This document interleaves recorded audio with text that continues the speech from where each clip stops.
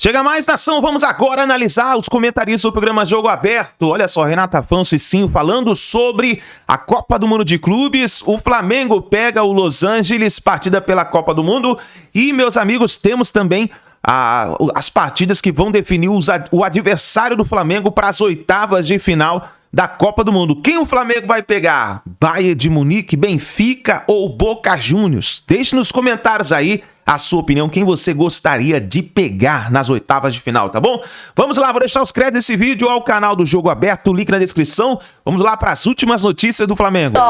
Copa do Mundo de Clubes bombando por aí, não é? Hoje tem confronto de europeus. O Benfica joga contra o Bayern de Munique, 4 da tarde em Charlotte. O Auckland City, que é o saco de pancadas da competição, enfrenta o Boca Juniors, que precisa fazer saldo, aquela coisa toda. O jogo é em Nashville, às 4 da tarde também, tudo no mesmo horário. Agora, outro horário para outro grupo. Los Angeles FC, Flamengo em Orlando. Promessa de 65 mil pessoas no estádio, lotado. A torcida do Mengão tá super animada. E quando não tá, né? Toda vez. E aí teremos também Esperance e Chelsea lá na Filadélfia, mesmo horário, 10 da noite. Bom, e agora a gente vai fazer também aquele resumão, trazer mais notícias sobre esses clubes que estão já classificados, pensando em oitavas. O Flamengo, por exemplo, é um que se classificou em primeiro, já se garantiu, vai fazer um jogo protocolar que vale dinheiro e pode até perder e trocar seus jogadores e não terá problemas. Los Angeles, a situação definida por antecedência no grupo D, após as vitórias sobre o Esperance da Tunísia e o Chelsea, o Flamengo deve atuar com um time misto diante dos norte-americanos. Sempre, claro, obviamente que temos uma base do time que costumo manter, mas eu gosto muito, primeiro, da concorrência interna entre os jogadores, saberem que eles se relaxarem, eles perdem a vaga, que tem outro que quer entrar. Pendurados, Pulgar, Gerson, Bruno Henrique e Plata devem ser poucos no joelho e corre o risco de não atuar na competição dos Estados Unidos. Com isso, o técnico Felipe Luiz deve escalar o time titular com Rossi, Varela, Danilo ou João Vitor, Léo Ortiz e Alexandro, Everton Araújo, Alan e Luiz Araújo ou Alacian, Michael, Everton Cebolinha e Pedro.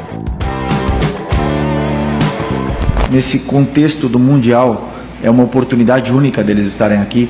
Eles estão competindo entre eles. A gente tem uma responsabilidade, queremos ganhar esse jogo também para chegar com mais confiança aí nas oitavas. Então, assim, a motivação está muito clara, né? Para poder fazer um grande jogo. Com muitos brasileiros com qualidade individual também muito grande, tem um ataque muito rápido pelas pontas. O time da Califórnia deve atuar com Lloris, Palência, Long, Segura e Hollingshead, Delgado, Igor e Tillman, Martínez, Giroud e Buanga. E tenho certeza que vai ser um jogo muito difícil, mas que se a gente continuar mantendo o nível que a gente vem apresentando aqui, a gente vai ter possibilidade de vencer sim. Muito bem, agora o Flamengo tem um problema, que são os 4 jogadores pendurados, Pulgar, o Gerson, o Plata e o Bruno Henrique.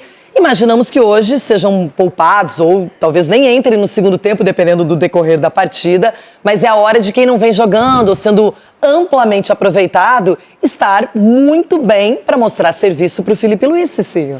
Exatamente, Renata. E o Flamengo tem jogadores para substituir à altura aqueles que são considerados titulares, né? Nós temos visto ao decorrer do ano, né, da temporada, principalmente dessa competição, um nível alto que o Flamengo está enfrentando, né, com os adversários. E acredito que não vai ser diferente.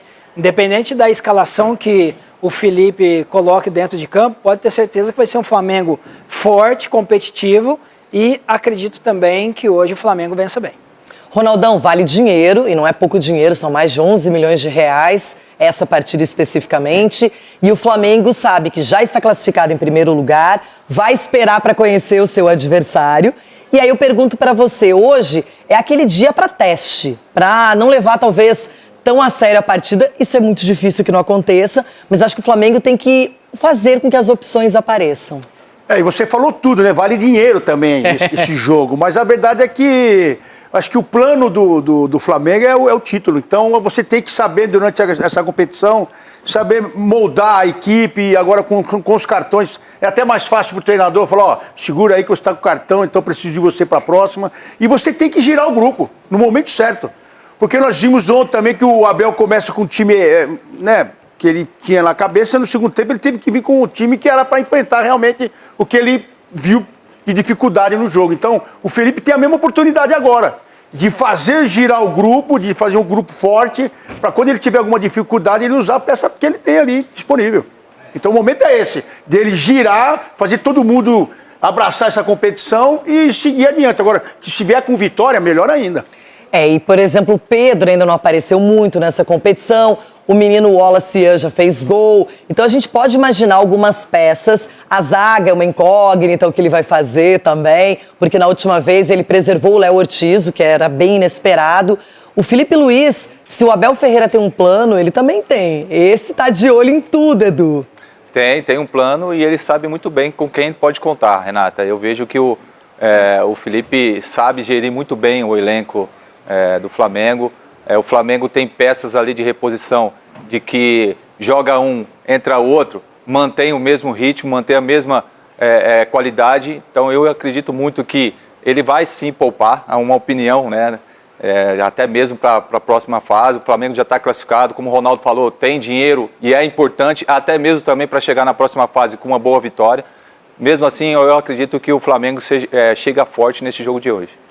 Rápido intervalo agora, porque na sequência, Hernan Crespo é aguardado para apresentar. Eu acho que os times brasileiros, Vanderlei, 4 vezes 26, 80, 6 vezes 4, 24, 104, mas não. O Palmeiras entra em campo com 7 jogadores estrangeiros, com 4 brasileiros titulares, o Flamengo entra com 5, às vezes com 6, o Botafogo entra com tantos, o Fluminense com tantos. O melhor jogador do Fluminense é colombiano, tá certo? A zaga de defesa do PSG, se você contar os 3 jogadores, são 2 brasileiros e um equatoriano.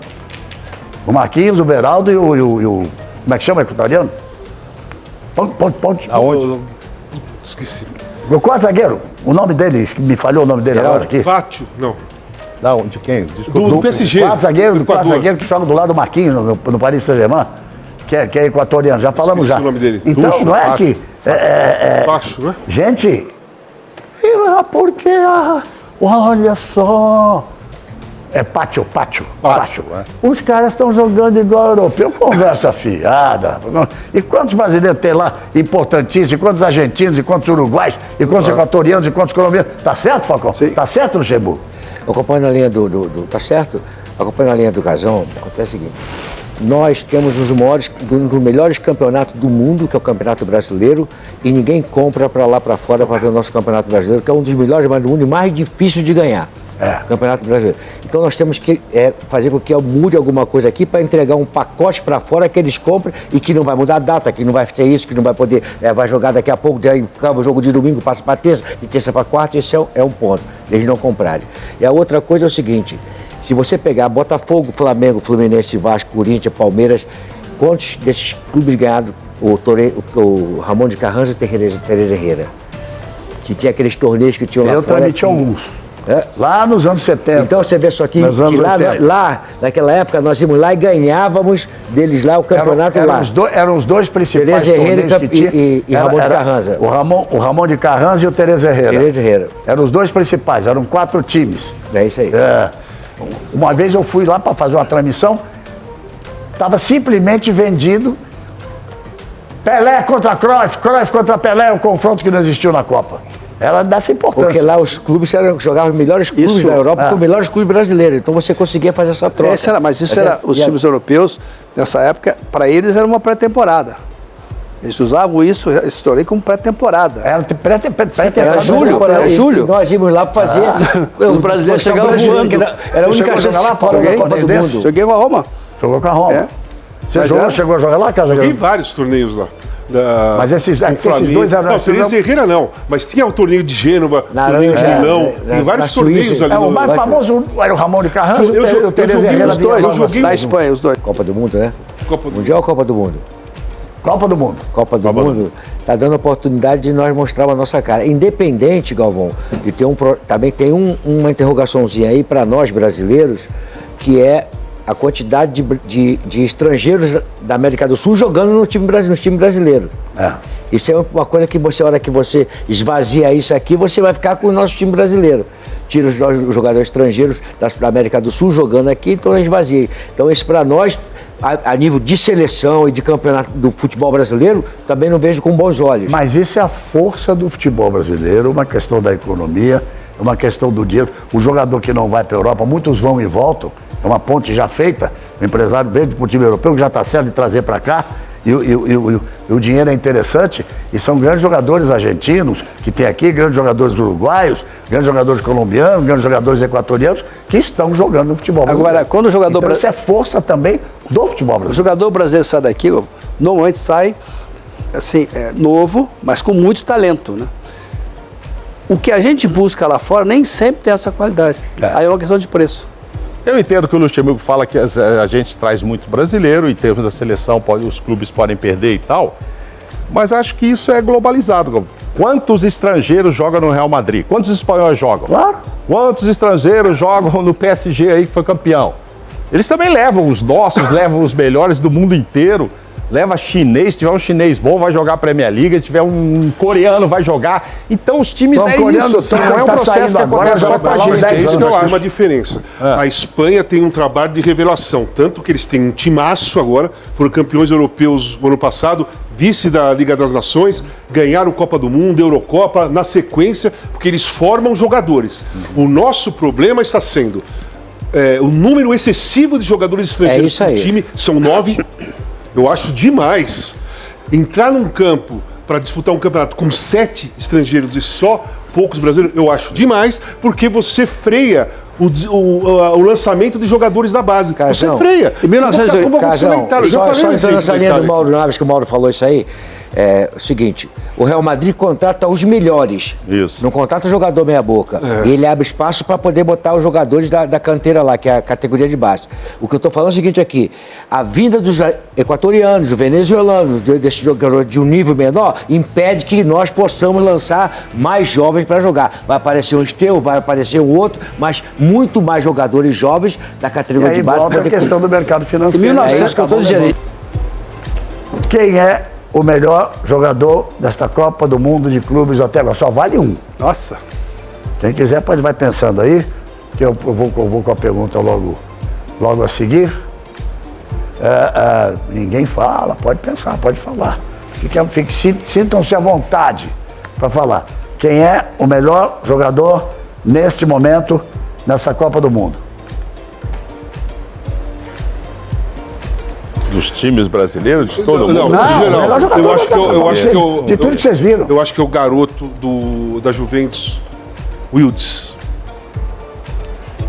Pra mim, ele tá... Nesse momento, quer dizer, não que ele seja o melhor jogador que... esse cara é o rei da bola. Não, nesse momento. Nessa primeira fase, nós estamos aí, até agora, a Juventus jogou 2 jogos. Nós estamos fechando a primeira fase de grupos, que fecha depois da manhã. E fez 3, né? O cara deu contra um chute que ele chutou no gol, bateu no cara, entrou, a bola tava indo pro gol. Posição ele joga?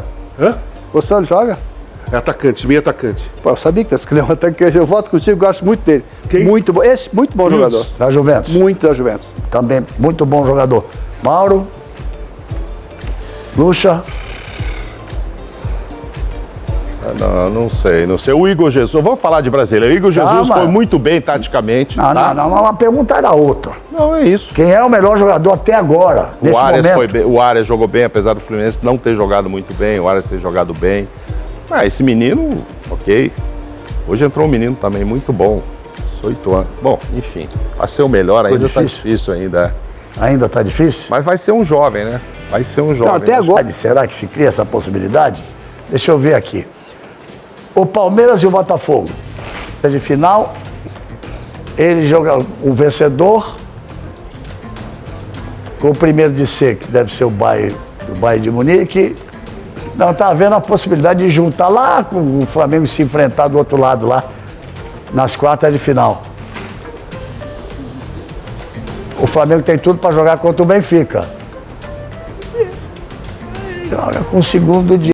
Tá aí, nação, então, vamos lá, vamos ver o que vai acontecer. Coloca o seu palpite nos comentários aí. Flamengo e Los Angeles, pra mim vai dar Flamengo 3-0 hoje. E quem o Flamengo pega nas oitavas, hein? Bayern, Benfica ou River Plate? Quem você gostaria de pegar? Deixe nos comentários a sua opinião, a gente se vê no próximo vídeo.